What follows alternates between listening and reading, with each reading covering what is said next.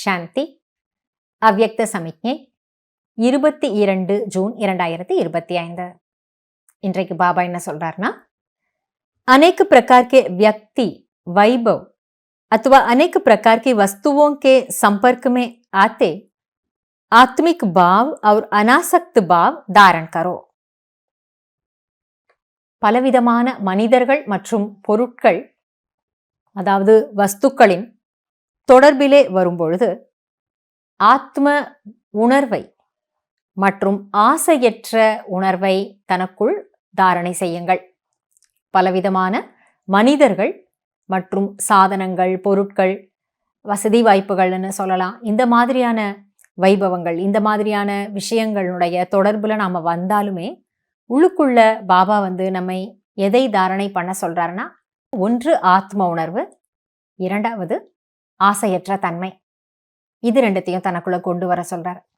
தினந்தோறும் நாம கேட்கக்கூடிய முரளியினுடைய மகா வாக்கியத்துல கண்ணால் பார்க்க போகிற எதுவுமே நிலையாக இருக்க போவதில்லை அப்படின்றத நமக்கு சொல்லிக்கிட்டே தான் வரார். அதனால அதை கேட்க கேட்க நமக்கு பழைய உலகத்தின் எந்த பொருட்கள், விஷயங்கள் மீது ஆசையற்ற தன்மை தானாகவே வருது, வைராகிய உணர்வும் ஏற்படுது. அதனால பாபா அதை உருவாக்க சொல்றார். यह वैभव और वस्तुएं अनासक्त के आगे दासी के रूप में होंगी और आसक्त भाव वाले के आगे चुंबक की तरह फसाने वाली होंगी.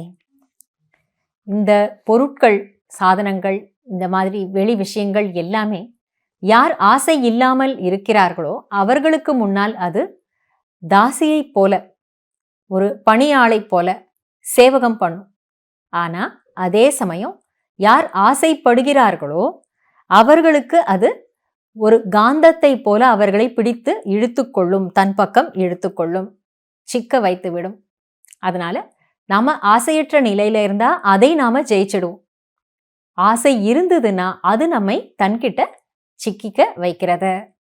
அதனால பாபா என்ன சொல்றார், ஆத்ம உணர்வினுடைய பாவனையை, ஆசையற்ற நிலையையும் உருவாக்கிக்க சொல்றாரு. நன்றி பாபா. ஓம் சாந்தி.